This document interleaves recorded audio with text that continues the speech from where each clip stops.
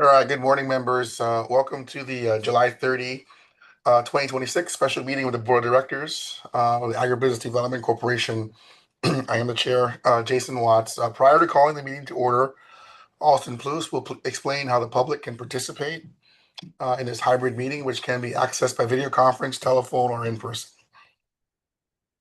For all of you joining us online, your microphone will automatically be muted. When the chairperson asks for public testimony, you may click the raise hand button found on your Zoom screen to indicate that you wish to testify about that agenda item. The chairperson will individually enable each testifier to unmute their microphone.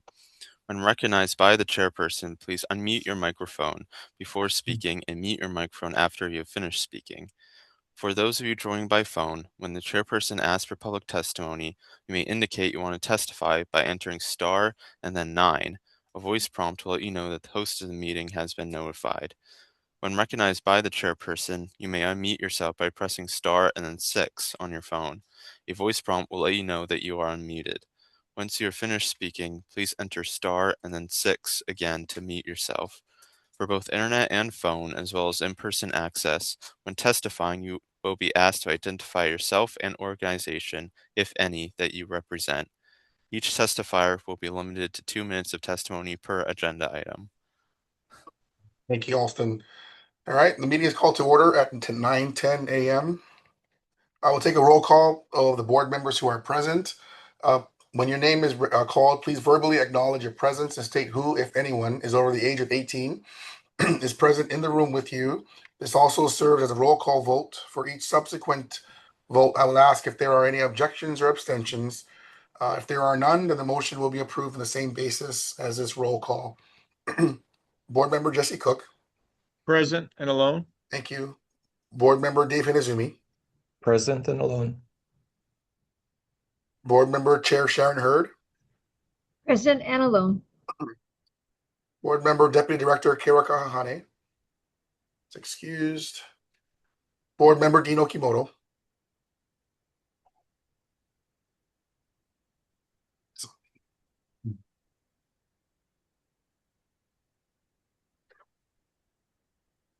He was Oh, chair. He was on, but I think he's having gone now. trouble with his camera or audio because he was trying to turn his camera on and then he dropped off. Okay. We'll mark him as excused for now. Board member Vice Chair Oklahoma. Present and alone. Thank you. Board member Karen Seddon. Present and alone. Thank you. Board member Nathan Trump. Present and alone. Thank you. Board member Uehara is excused. Board member Watts is present. Board member Wicker excused. So that's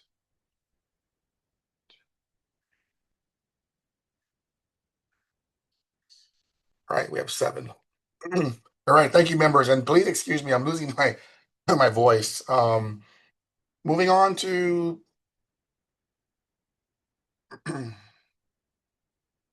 section 1, roll call completed. Approval of minutes. There are none. Chairperson's report. There are none. Moving on to section D, committee and permitted interaction groups. We have a report by the Standing Administration Committee regarding its review of proposed operating and capital improvement budget requests for fiscal years 2028 and 2029 for submission to the Hawaii Department of Business, Economic Development, and Tourism for inclusion into the governor's executive budget. I won't read the entire thing here, but is there a staff presentation?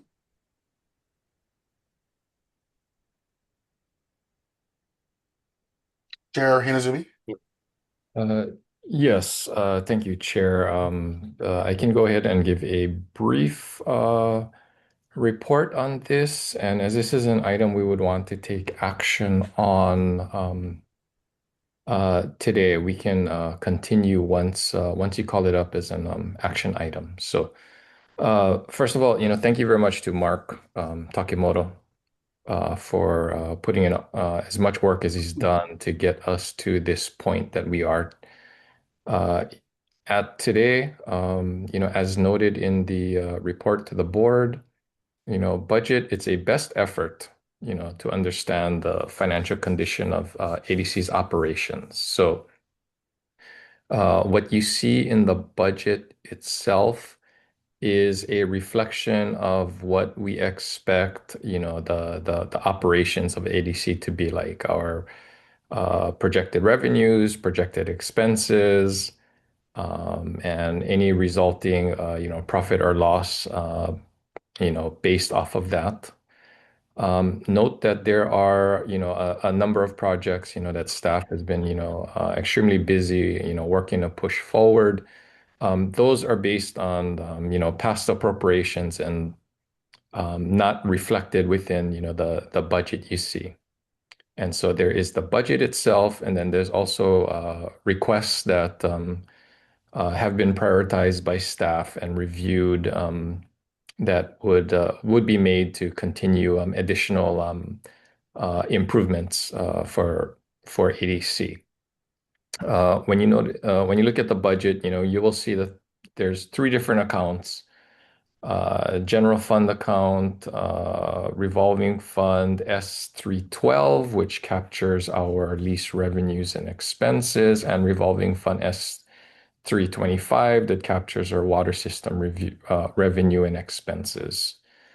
A couple of notes as far as the what you see in the budget itself. Top line item, you will see a request for an appropriation for fiscal year 2028 of 1.9 million. This number is, plugged in based off of what we expect our operating loss to be for 2028. Told this is all you're going to get right now. Okay, so you're going to see that for fiscal 2028, and then for fiscal 2029, projected operating loss is 1.1 million. So likewise, a appropriation will be made to cover that shortfall. We will, like I mentioned, we can dive into the details, once it's called up as an action item. And then, budget requests, basically in two buckets. One bucket is, related to, I guess our, staffing, focusing on, our ability to retain and also hire staff.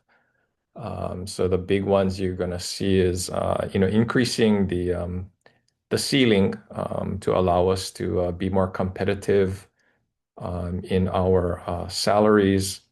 Also, big increase you're going to see, or big request to increase the ceiling for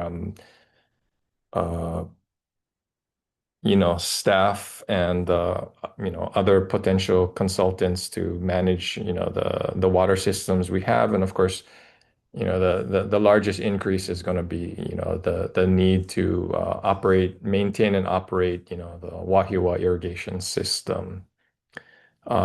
Second bucket of requests relate to infrastructure improvements, and the focus is putting in improvements that will allow us to continue to maintain and operate, and more importantly, grow our ability to lease out our land and increase the lease rates. Okay, that's it from my report for now, Chair.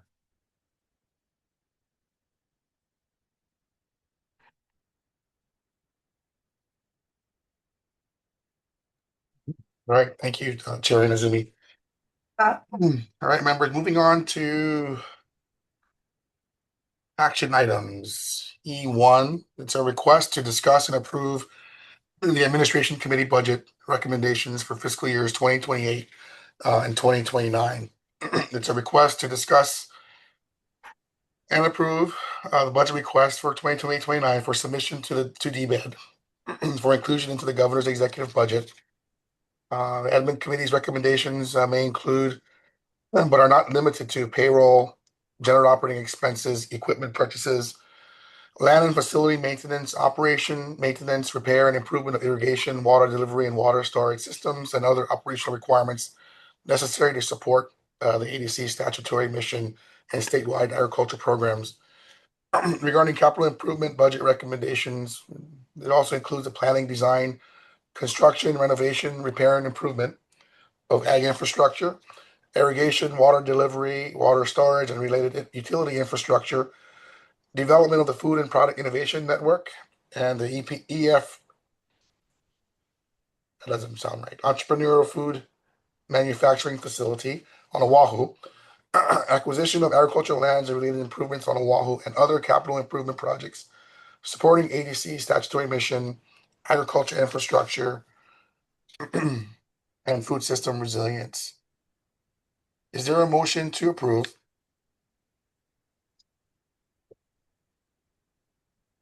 Motion to approve. Thank you, Vice Chair Yokohama. Is there a second? Second. Thank you, Board Member Trump and Board Member Okimoto. Is there a staff presentation? Yes, Chair. So maybe I'll share my screen. I Sure. think when we could go through the budget document, like sort of line by line. Let me see.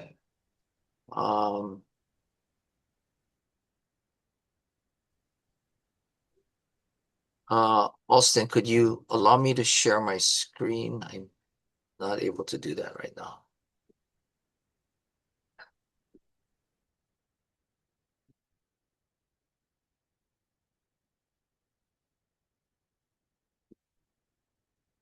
I think I can do this.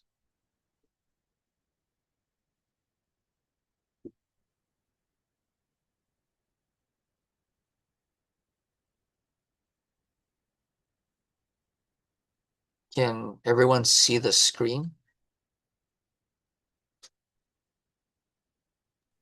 Okay, this was shared in the submittal package. So what we wanted to do as remember Hinazumi mentioned about the legislative request. There's a $1.9 million request in, and this is the 2028 budget request. And that reflects the appropriation needed to cover projected operating costs, all the operating costs. Stop me or at any point if there's any questions on any of these. And so what it is in preparing this, what we did was we included what we anticipated happening. So in 2027, we have an appropriation from the legislature of $2.8 million for the Food and Product Innovation Network. And we anticipate expenses to be about 2.75 million. But this is a projection right now. We can in the subsequent meetings we will do is we're going to be sharing a more and requesting, I should say, expenditure of these funds and how we're going to expend it, a kind of a expense plan. Okay, but this is the appropriation that we've received so far. Okay, and then all these costs here, all these expenses that are reflected on this are based on the 2025 some of the actual costs that were incurred for these different areas. Is there what types of costs are in those buckets? Is that labor costs? Is there any rhyme or reason for those costs being in this account?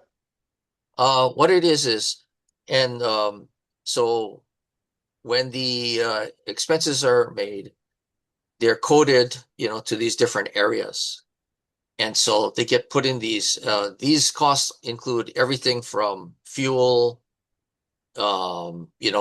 herbicide, small tools and equipment, right? There's, weed eaters, mowers, and, all those types of costs are rolled into this. We realize, that we want to break these out.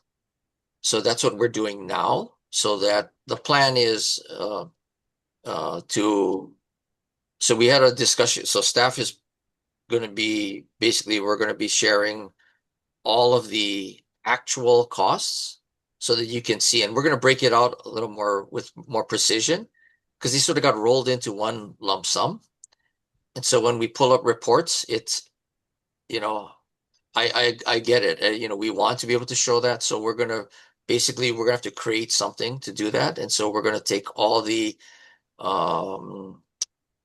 actual costs, all the invoicing, right? And whether it's fuel, maintenance on equipment, the purchase of tires is always a kind of a bigger one because they get damaged in the, going through the fields, all of those things. So we can call it out and we can provide updates for the board regularly. So we can actually see where the costs are going. How are your guys' salaries mixed in? Are all of your salaries in this particular account, or would some of, the office's salaries be in the other accounts as well? It's in the upcoming tables. Yeah. Okay. So a lot of these are primarily operating costs, but here you will see. So right now, because there's no real funding for personnel services here on this line in the statewide, personnel services is basically salaries. But because there's no funding for that, they're not the legislature is not providing general funds to cover salaries, so we have to cover that in the revolving funds. And so in the revolving funds, you'll see the payroll like this. So the payroll, $1.3 million will be shown as a payroll cost. And that's for this fund, because there's 3 funds that ADC has, basically is sorry, I'm going to scroll back and forth so that everyone gets an idea of where we're at. That this is what would be considered like a general funds account, 161, but we don't really we receive some general funds. We're requesting some general funds to cover anticipated shortfall. We also receive this primarily for the Food and Product Innovation Network costs. But these other funds, this S312 and this S325, are what's called revolving fund accounts. And so those funds can receive income. So when we charge for rent and water delivery or whatever it might be, we get a grant. That goes into these accounts. And then these funds we're required to pay all of our costs through this. Yeah. Does that answer your question, Member Cook? Okay, for now at least. And then I know there were questions. I believe Chair Hurd was first. Actually, Mark, it was David that was first. Oh, okay. Member Hinazumi? Okay, yeah, just real quick, I was just gonna add in, Jesse, great question, and that's a question that I'm sure all of our members will have as well. Like I mentioned, Mark is doing the best to understand how these numbers are reported and then provided to ADC. Certainly, future efforts, it's going to require a much deeper dive, into all the details you just asked about, and we'll need to focus on how these are coded. That's probably first question when you see the general fund, right? Why why are we saying operational costs are, in this account? But I would say the key point right now is that, you know, um, Mark's worked on capturing all of the costs that we expect. And so when you go through the three accounts, in terms of, the operations, we can get back to this top line item of knowing what we expect the, overall profit or loss to be, to cover what we're going to need for that fiscal year. So, okay.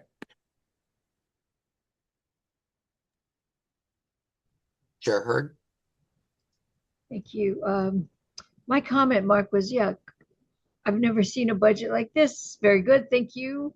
Mark, my suggestion is that there are standard State of Hawaii accounting manual codes.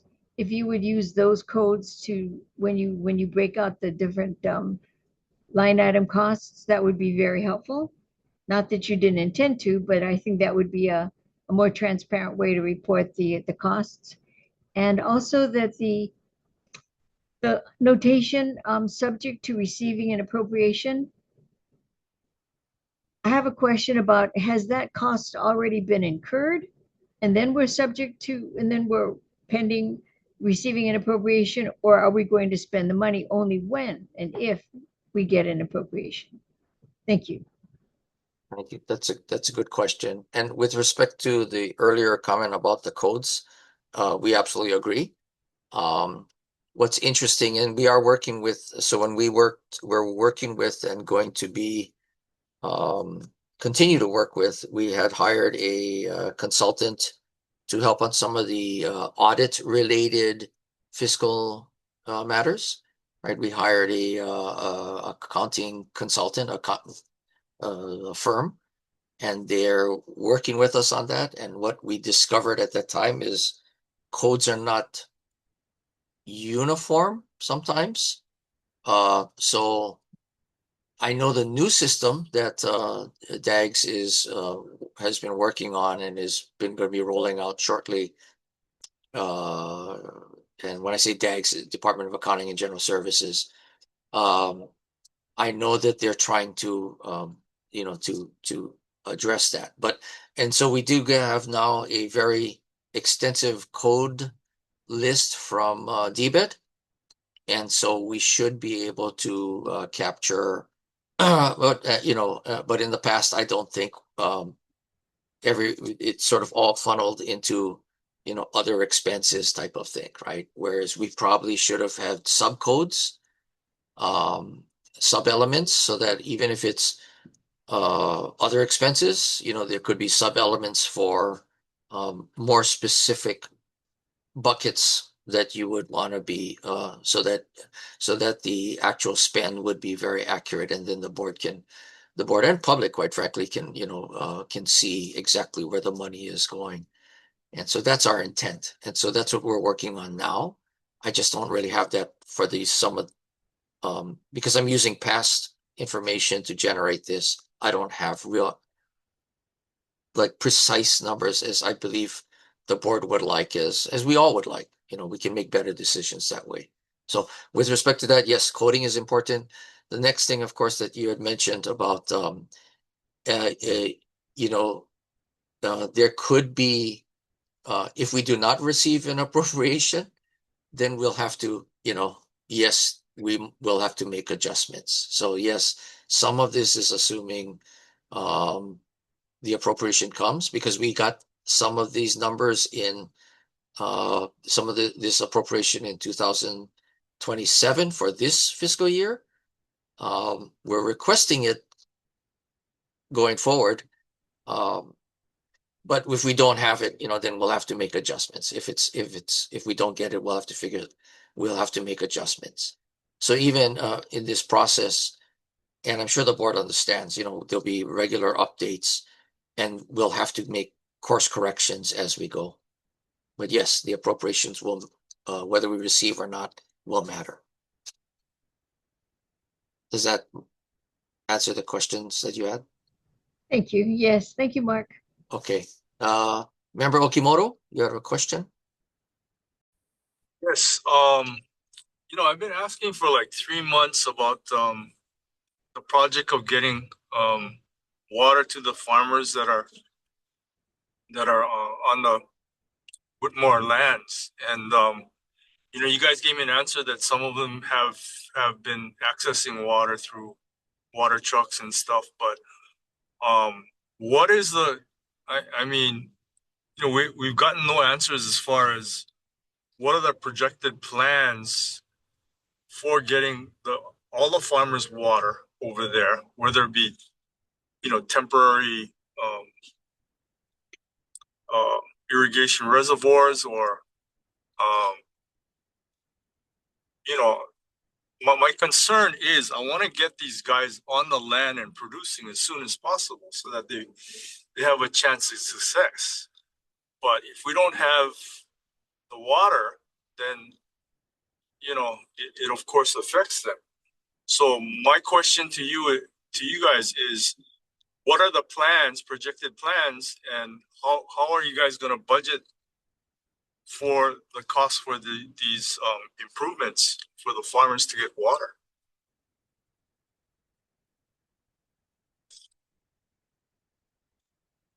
Okay, so I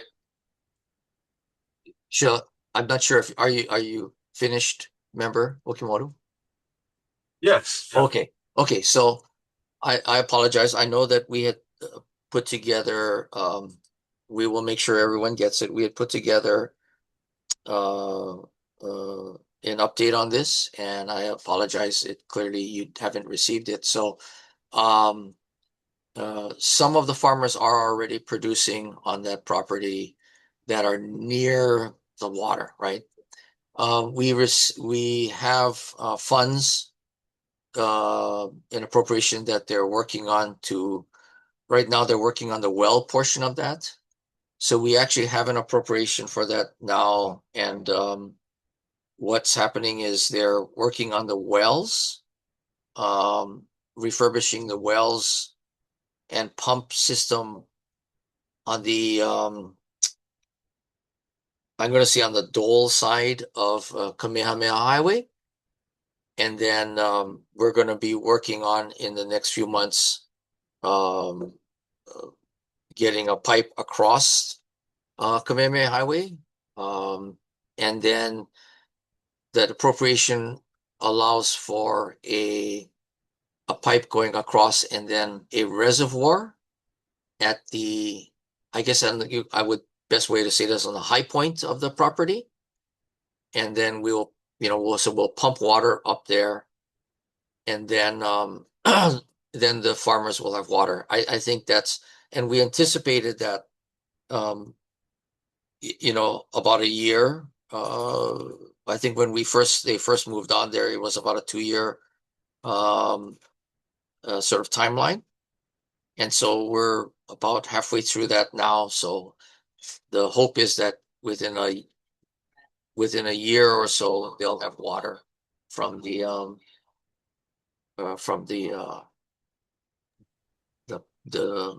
pumped water, the wells. Yeah. It is budgeted though. It's in the Yes. And actually we have the funds. So we don't need to request additional funds for that. We're working on that now. But we do need to provide a better update. Apologies for failure to do so. Okay, thanks, Mark. Okay. Hey, Board Member Yokohama, you had a question? Yeah, I wasn't sure. I was kind of clear. It mentioned that we get no project management fee, Mark. Do you mean from like development fees, like on the projects we do, and that we get funded for? Is that what you're talking about? That because most projects, when you have projects that are capital improvement projects, normally whoever is in control of it, like us, would get a developer's fee, right, or something like that, as part of the cost of doing projects. So are you saying that we don't get any kind of fee like that for taking care of these projects. But at the same time, we have to be self-sufficient eventually on covering our operational expenses. Yeah, so as part of the, in the admin committee, this was part of the discussion. Okay, so capital improvement projects, we cannot pay salaries off of capital improvement projects. So at least the way the projects that we've received, right? So you can't do that. So, but we acknowledge exactly what you're saying. So we have right now like 140, $150 million in capital improvement projects. But those funds cannot be used to pay our costs. And so, I get where I believe I understand the intent of, if not your question, your comment is, how do we do that? And so because we're short-staffed as it is, one way to do it is to work with sister agencies, which I think we're going to have to do, because really the intent of receiving any type of appropriation is not really for ADC's benefit, right? It's for the state's benefit. So to deliver the project is the critical goal. So what we might be able to do is talk to sister agencies or other departments to help, and then we can transfer some of the CIP to them. Then they can make sure that the projects get delivered, and if not, then there would be potential to hire consultants, because really, although it's true, I think I get where you're going with this. What we would want to make sure is the project gets done. But I don't really have a clear answer for you on how doing all those projects, and all that work, how does that equate into helping to pay costs? And then, that could be something that we could ask for, but. So the other thing would be, unless we're projecting that our lease rents, our water income, etc., will eventually be sufficient to cover all our operating expenses. I believe that's the goal. And although we're not there right now, I think, if without a significant increase of staff headcount wise, right, we are requesting for an increase of ceiling so that we can improve the salaries of staff, to bring them closer to what would be considered, I guess, like a market rate. But we're not there right now. We can, but if we lease out all the land and then water, right, and possibly even the board, we've never really imposed CAM fees, right, common area maintenance fees. And as we go through the budget, I think you'll see where, I think the board will clearly understand that, like I know other departments, you basically look at your actual costs, and then the board will approve a fee based on actual costs to, it's not intending to make a lot of money, right? But it is intending to just cover, to break even on actual maintenance costs that are benefited, that with benefit to the tenants, right? So roads, that's one of the things that we need to make sure we maintain in the common areas around fields. Ken was out doing an inspection, and he said, yeah, the farm areas look great where the farmers are, but all the areas around it, right? We don't have staff, and we don't have, we're not, we need to be able to maintain that. And so that's why, it's some of these numbers, information is included in sort of our requests going forward. Thank you. Okay. Member Hinazumi? Yeah, just following up on that, Member Okahama, as a That's a great question, and I know Member Cook also, is looking at that, focus on that as well. As far as really, we should couch it as opportunities for our agency. As you can see in the payroll item, right? We and it was just discussed, right? We take care of our staffing 100%. And we know how much work and effort our staff is putting into these projects that are vital to moving our mission forward. And yet the agency is not quote unquote receiving any kind of credit for it. That can be reflected on our financials. So I couldn't tell you percentage of time if you had to allocate between projects and operations, but we see how hard staff is working. And then on top of that, we just had HCDA come in, right? $2 million project management fee off of what, $13 million. So between everything we've been discussing, Mark is focused on it. Our admin committee, I know Deputy Director Wicker, has been, and Chair Watts, I've been bringing it up, on multiple occasions as well. So it's definitely a focus of what can be done to, get some type of project management fee that can assist in, covering our, operating expenses. So thank you. Thank you. Those are good questions. And truly, I believe, this, so the goal obviously is we do want to deliver on these projects, and that's the critical thing. And even on those, and that's for a subject for another, but we were really looking at how we do these and how we can improve on our timing and things. And so that's going to come up in the next couple of months. We're going to, I think, we're going to attack a lot of these projects in a different sort of way, so that we're not worried about lapsing funds. There's no rush, right? But we do need help, so that's where we're also letting everyone know that there's a handful of us and we're just jumping from one thing to another, so it's very difficult right now, but we're getting better at it.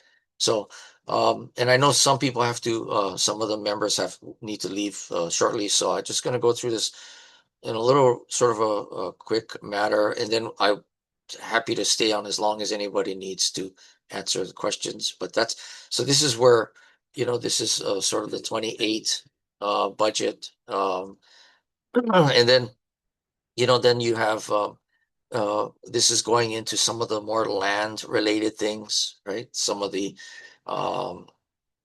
revenue from rents, for instance, we're going to be in 28, we're expecting this on Kauai, right? Total of about a little over $500,000. On Oahu, the rents of a little over $1.3 million in 28. So and then these are the expenses, and again, a lot of these expenses are related to if there's a pump or something, there's fuel costs, right? There's some of the maintenance costs. There's R&M on irrigation, that type of. The security is a big one, is a big cost. So and then on this one especially, there's the NPDES matter, right? We have a significant cost that we need to address of paying for the NPDES legal fees. With respect to the pump, just give I know this is the pump replacement. Right now we're getting ready, and so we should be able to report an update. Staff is going to be posting in for the purchase of the pump, and then we do have some cash balance in this fund, so we should be in this year. So that's the funds we're going to use to cover the cost of the pump purchase. It's not the full installation, right? But I mean, it's at least get the pump purchase. That's a long lead item. So that is something that we're going to start now, but obviously you don't necessarily pay, you don't like pay for the whole thing up front, right? It's going to be, in 27, we're going to pay a portion. We are hoping to receive it also in 27, and then we'll pay off the total amount at that time, and then in 28, we expect to be doing the installation. So we should be getting that replacement pump done, shortly. The operation of the pump, we're going through a process right now, and we're at the point where we're getting very close to getting all of our costs together on that. And then the next step would be setting up a discussion with the stakeholder group, which is the Attorney General's office, the Kauai group, and the Navy. So we're getting ready to put that meeting together. NPDES testing will just be ongoing because it's required. It just has to be done. Hey, Mark, is there a reason why all that pump replacement spending is considered an expense and not a capital expenditure and put into, I guess these are all operating budgets without any CapEx in here, right? We did not receive an appropriation for that. So we generally don't put it in the capital area. What it is there's a contract with the Navy. And so what will happen is when we complete things, we will submit invoicing, and then they will basically reimburse us. Right. So it's for the most part, not a pass through, but basically it's very close to a pass through. Right. So, but there's very strict rules on that. And so when we receive things, it's verified, right? They have to be able to look at it, and they have a process that they make sure that it's they want to be able to put their hand on it, so to speak, to make sure it's there, and then they release funds to pay. So we do have a contract for that, and that's why it's reflected more of there won't be a lot of revenue on it, but there a little bit maybe, at the end of it all, but that would not necessarily be profit. It's more like a administrative cost. I'm guessing somewhere around 10%. Yeah. Maybe not even 10%, maybe less. Yeah. Because I don't know if we mark up on the material costs. Mark, to Jesse's point too, though, the board never approved any contract. So what contract are we talking about? In 20,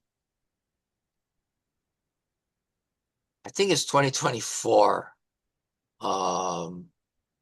There was an agreement that got signed, and you're absolutely right, Chair. That was not brought before the board for approval to execute that contract. So, I guess the AG's on the call. How do we correct that? If the ED signed for something that wasn't voted on, almost $1 million. Yeah. In 2024, which no one told the board about now. Yeah. Okay. That's a good point. And so going forward, we had a meeting with staff, and it's understood that, I think in the past, certain things were just, certain things moved forward, because it was believed that it was maybe just regular operation but it's been clear to staff now that the direction is from the board is that all these things must be pre-approved. So what we're preparing now is for even the CIP and, that we've received, and we're preparing submittals that we'll be sending to first, the AGs will review, and then chair, because the board chair will be the next, level of review. And then if the chair approves, then it will become, then it goes on the agenda for approval to move forward on a project. So yeah, you're correct. Yeah, that's a very good question with respect to the process. I don't believe there was ever a process that clarified that. So that's our process now, is we don't do any of these without. So their staff is preparing submittals. I mean, even for things that we know we have to do. For instance, I'm working on one now. We received an appropriation for $750,000 to do environmental studies for the Wahiwa irrigation system. And so I'm preparing a submittal with the RF, I forget what it's called. Anyway, it's to go out to bid.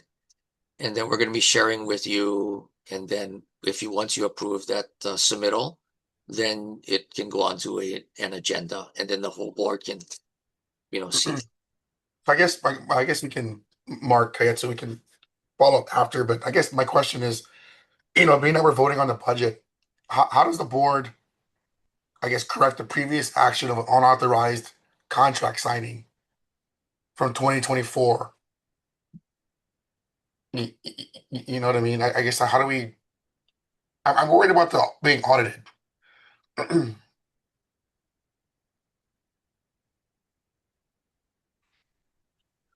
Yeah, Chair, just to respond to that briefly, we can talk about, I can look into that, and I can get back to the board.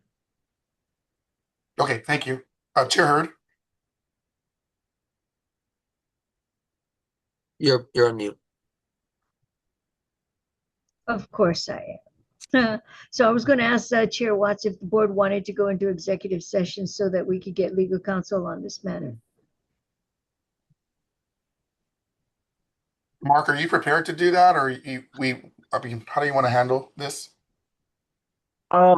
If the board would like to go into executive session, I'm happy to share my initial impressions. I think to give a full answer, though, I want to do some research first. So I think it's up to the board if they want to start talking about this now, or if they'd like for a more comprehensive discussion at a future time. Okay. Chair Hurd, would that be okay? To be clear to all the board members too, this budget is a living document. And so although we're voting on it today, there's going to be different iterations that need to be approved throughout the next few months with DBED. And so if you guys are okay, we can have Mark put together a more formal presentation for us. I'm okay with that. Okay. Thank you, Chair Hurd. And to be clear, Chair Watts, when you say Mark to approve, Mark prepare. Yeah, okay. You're speaking of the AG, right? Okay. Correct. Okay. Yeah. Member Yokohama? I'm gonna have to leave shortly. Do we have quorum if I leave? I think we have. Yeah. I'm okay with the budget though. Just to let you know, I think if you have something like this, is a great start. And then as we go along, we can get a lot more details and get a little bit better at putting this thing together. But it's a really great start. I like to see that we have some numbers here to look at. Yeah, I think Mark, we're ready to move on. Okay. I will do it before Jason has to leave, but I just wanted to add for the board members, if there's no further questions, this is the first time that we as a board have gone through this exercise of really examining our finances, and it was kind of a starting from scratch for some of the staff like Mark. So I want to appreciate and thank Chair Hinazumi and Dane and others for trying to dig in and do this. It's also the reason why we expanded the board officers to include a treasurer. So I want to thank Jesse Cook, because Jesse, we're open to whatever. I think Mark, folks can use whatever additional advice and coaching that's out there in the fiscal world. But this is a starting point for us. P&L is going to be important because I think the fiscal chairs have made it very clear that at some point they expect ADC to be operating on its own. And we're not going to be able to do that without a deep dive into our finances. And so there's a lot of work, more work ahead. So Jesse, thank you for agreeing to be the treasurer. Um, but is there any further board? Chair Hurd, go ahead. Chair Watts, did we go into public discussion? Did we accept public testimony yet? Not yet. We kind of mixed the board discussion. So I'm going to jump into that right before we go into voting. Thank you. Is there any further board discussion? Chair Hinazumi. Chair, just real quick, if Mark can just give like a couple minute overview on the on the board budget requests. I think if anything, we might want to not so much on the increasing the ceiling unless anybody had specific questions, but I know on the CIP. Oh, sorry, maybe yeah. On CIP, I know we wanted to address the unfortunate lapse of appropriation for Kekaha Bridge. And then also, my understanding of the Kekaha Ag Association processing facility, while there were a number of items that were acquired, it didn't fulfill the complete list of the original request for the appropriation. So only thing I would suggest is if we could just amend any approval to include adding those two requests back in at the top. Sure. Yeah, thank you, Member Hinazumi. So just real quick, because I realize we're people need to leave. So in the document that was it was included and everything, it does share all the discussion. All the requests from operating, and some ceiling increase is not necessarily a funding increase, but ceiling increases. And then the CIP, as Member Hinazumi mentioned, we would like to add as a high priority item to complete an ongoing project for Kekaha Bridges. We were appropriated $2 million for that project. $2.5 million for the project. We expended about $500,000 for plans and designs, and then went out to bid. And when the bids came back, they were more than the remaining $2 million of funds. It was more like $4.8 million. So it was 3.5 to 4.8. So we're requesting, an appropriation. We're requesting that we amend this to add the Kekaha Bridge of $4.8 million to complete that project. And then, so it's not reflected on this, but also amend to include Beck's building additional funds. We have identified right now, we did use most of the appropriation to purchase lots of equipment, but we need to hire. So we used up most of the original appropriation, and we purchased a lot of equipment, but there's installation and and those kinds of improvements that need to be done. We're waiting for final costs on that. Right now we know it's about $50,000 to hook up the power to get all those the coolers up and running. And although that may not necessarily reach the level of like a CIP request, we'd like to include Beck's build, the finishing up whatever improvements are needed. And I know they're working on finalizing those costs, so we'd like to be able to come back to the board, so if we could put a placeholder in here for that project, and then come back with some better numbers, actual numbers for that, if that's allowable.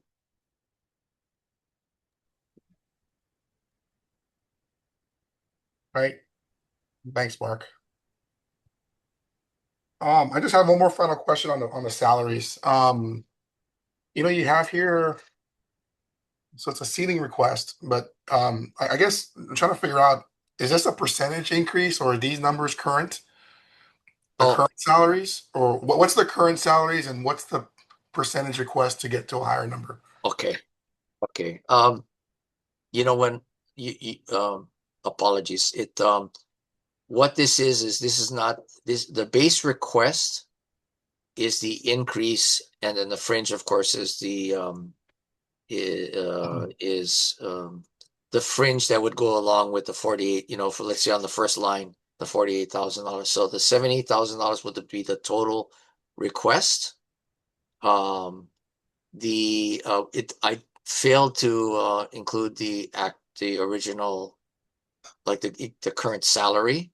I should have done that. But in general, the current, if you were to add all this up as the current actual salaries that are budgeted, it's about 2.124, so $2,124,000. And so we're asking to increase that ceiling by $638,000. So the total salary ceiling, so to speak, would be about $2.8 million. The purpose of this is really, and I see my miss on this is I should have put the existing salary now. The increase is, it wasn't by percentage. What it was is we looked at what we looked through the DHERD website, and then we looked on like places like Indeed, right, to get some kind of a comp. Sometimes there was no comp, but we looked at this would be the salary. So the increase is to get the current salary closer to what would be like a market rate. So I should improve on this. I should improve on this table, so that you can look at what the actual salary is versus, and then what the increase is. But the goal was to get the actual salary. If you look at the comments column, for instance, the first line, like a state comp is about 72 to 88,000. That's the actual salary. But the private industry comp is about 121.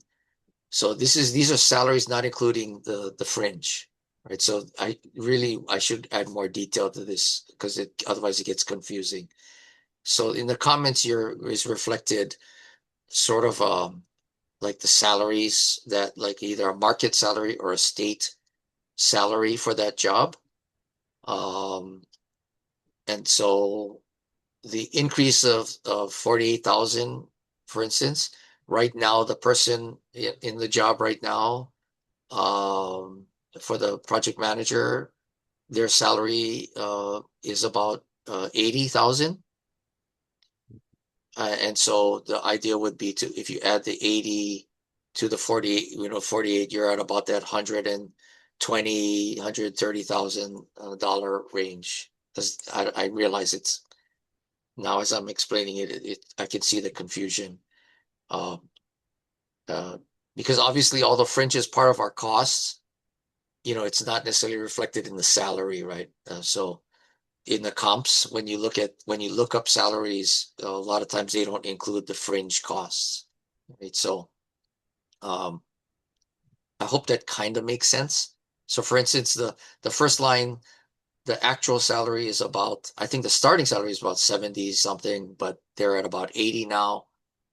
And so what I'm requesting is, so that their salary could be, if you added the 80 plus the 48 in the base request, what the employee would see could be as much as, like $128,000 salary.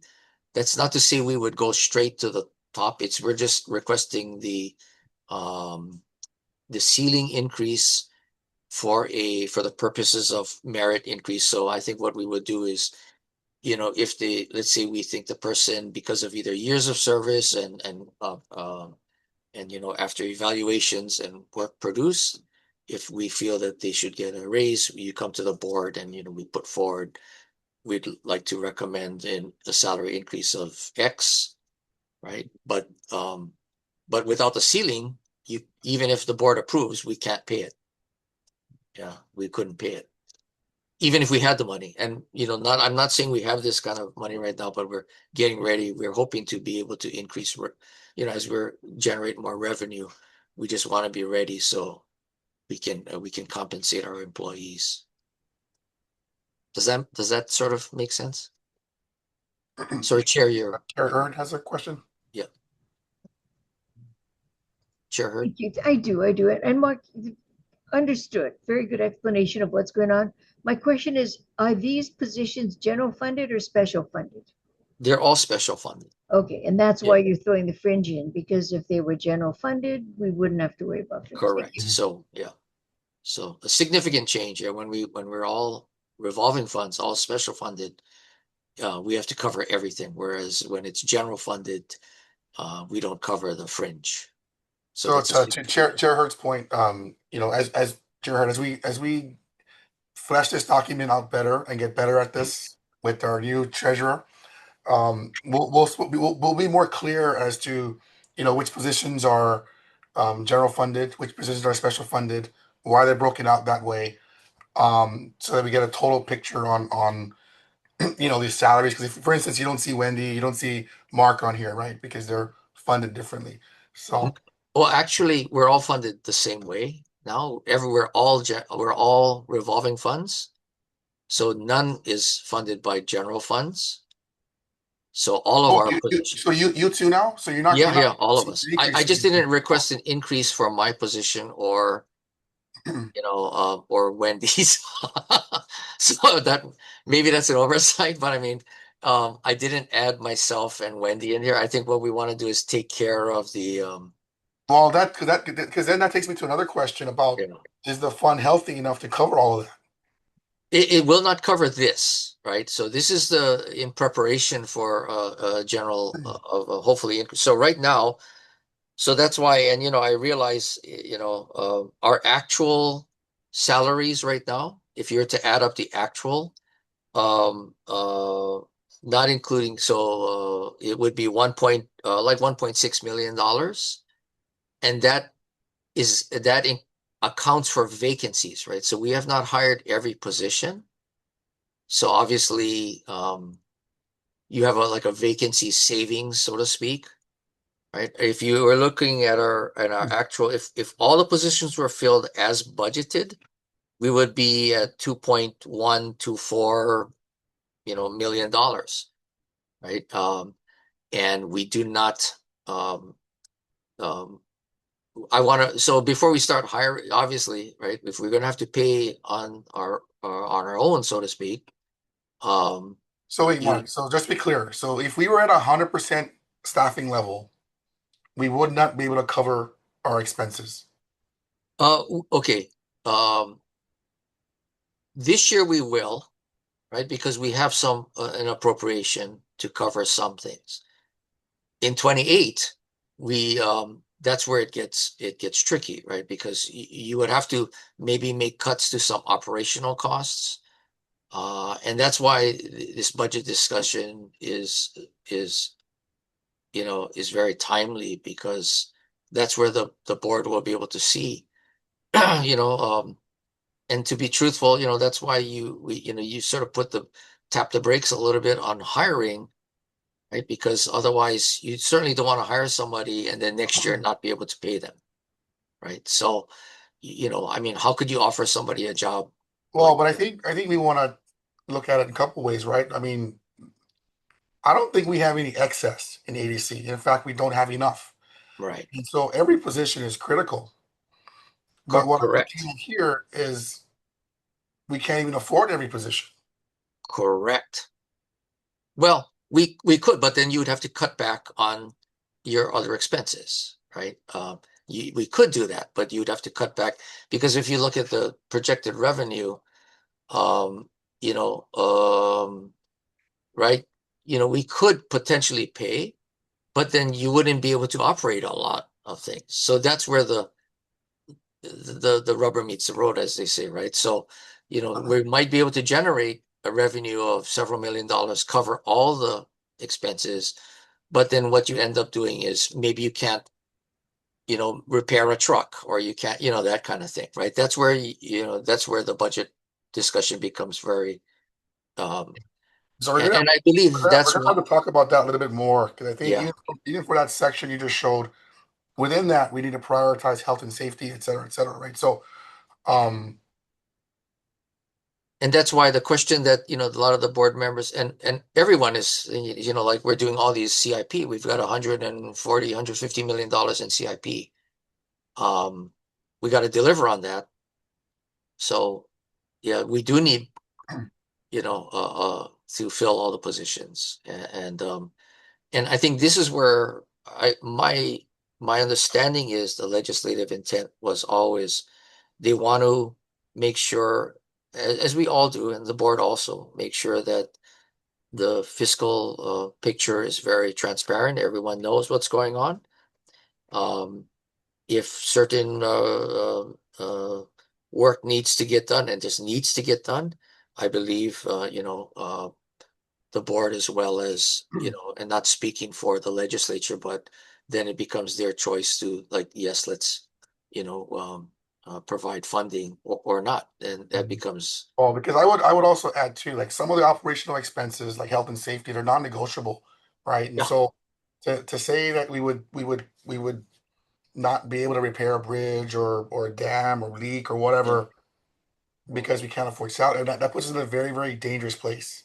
yeah. It's just like, so when we ask for the ceiling increase on this, so $6 million, right? For all these things that we have to take care of. Like I mentioned, Ken went out, he did an inspection of property, right? Came back and he said the farm areas look great, the leased areas look great, but all the other areas on the sides. And when you think about it, we have roads to maintain. We need to create access roads to even get to places to maintain, right? There's there's like to your point, Chair, with respect to health and safety, we now have the Wahiwa irrigation system and other irrigation systems, and they tend to be lined with trees that are near homes. Well, we gotta, now we gotta take care of those. So we gotta make sure that we, part of this is I know I'm gonna be putting forward to the board. I'd like to hire a consultant to an arborist to go and assess. Do we have hazardous trees that need to be like sooner than later? Do we need to jump on this stuff, right? And so there's a lot. I agree with what you're saying is and that's why this discussion is so critical. I think going forward we will be putting more information and to the board so that they can they can provide some direction to staff on what to be focusing on. Member Seddon? Hi, Mark. Just on the salary thing there, you said you left out the ED and senior executive assistant. And I think if you're creating a ceiling, you should add that into this budget. I mean, Okay. it's a living document, but it needs to be in there. So if you're Okay. creating a ceiling for all your personnel, you need to put those two numbers in there. we'll, I'll, if it's okay with, I will add that, and we will, as Chair Watt said, and it is a ongoing discussion, with DBED, and then of course in the governor's, when it becomes the governor's admin budget, it's alive till the very end of session, I guess you could say.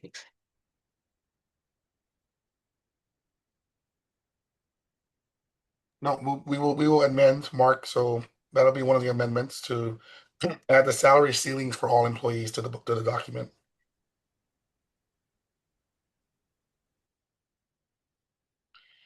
All right, any further board discussion? If not, are there anyone from the public who wishes to give testimony? No hands raised, Chair. Thank you. Okay, so the motion is to, well, no, we gotta rescind our motion. We got a couple amendments here. Chair Inazumi, are you okay with the amendments?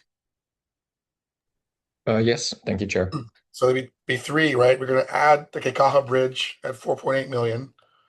We're gonna add the Bex building, additional funds, a placeholder. And board member Seddon's request to add the salary ceilings for all employees to the document. We should also put their existing salary. Mhm. I mean, just so we know comparatively what the increase is. Agreed. So add salary ceilings for all employees, including existing salary.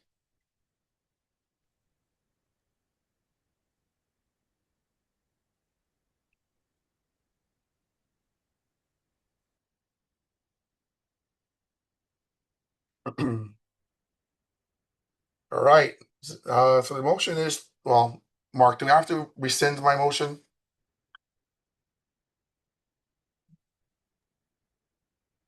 Or we can just accept with amendments?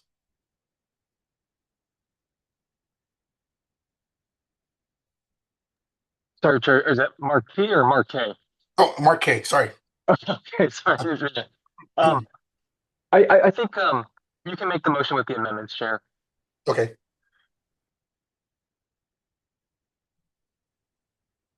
Oh, no, but we already had a motion on the table. So do I gotta rescind that or? Oh, I see what you're saying. Yeah, apologies. I'm still adjusting this. Yeah, I think maybe to make it clear for the record, maybe if you could rescind that motion that was on the table, then table or re-put up this motion with as amended would be clearest for the record. Okay. All right, members, we'll be rescinding the previous motion. Regarding agenda item E1. I'm sorry, it's not E1.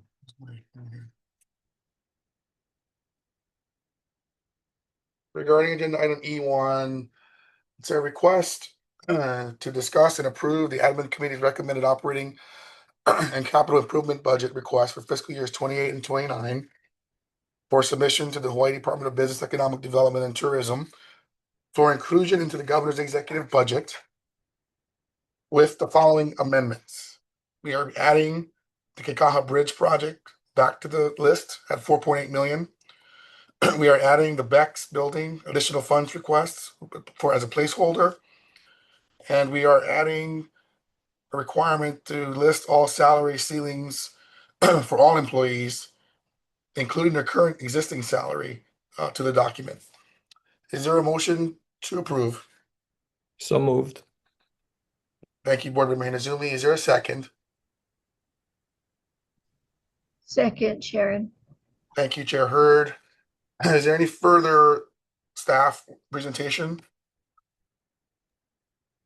Having none, is there anyone from the public who wishes to give testimony? No hands raised, Chair. No hands. Or is there any further board discussion? Seeing none, I got some members who jumped off, so we'll do a roll call vote. Board Member Cook? Yes. Board Member Hinazumi? Yes. Board Member Hurd? Yes. Board Member Kahan is excused. Board Member Okimoto is excused. Board Member Okuhama is excused. Board Member Seddon? Yes. Board Member Trump, Yes. Board Member Uehara is excused, Board Member Watts votes yes. Board Member Wicker is excused. Measure is adopted. 6 votes. All right. And I'm not sure how this would be done, Chair. With now that Member Cook is the ADC board treasurer, does he need to be added to the admin? How is he to be added to the admin committee? We need to have like an agendized item to do that. I'm not sure. Correct. We were at the next regular board meeting, we're gonna assign committee assignments. Okay. What I asked Wendy to do was to poll board members and see where they want to serve. I just didn't want to assign people. So if people just tell us where they want to be on any of the 3 standing committees, Okay. we'll try our best to do that. Okay. In the meantime, is it allowable to share, information? How does that work? Maybe AG. Well, I think you as a staff person can do whatever. It's the board that's restricted on communication. Okay.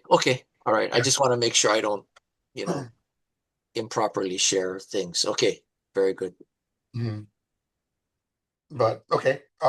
Anyway, that's all we have today. So if there's no objections, we will adjourn. Is there a motion to approve? So moved. Thank you, Board Member Jesse. Jesse, thank you very much. Anyone from the public wishing to give testimony? Anyone from the board? Any objections, abstentions, or recusals? All right, we're adjourned at 10:25 a.m. Thank you, board members.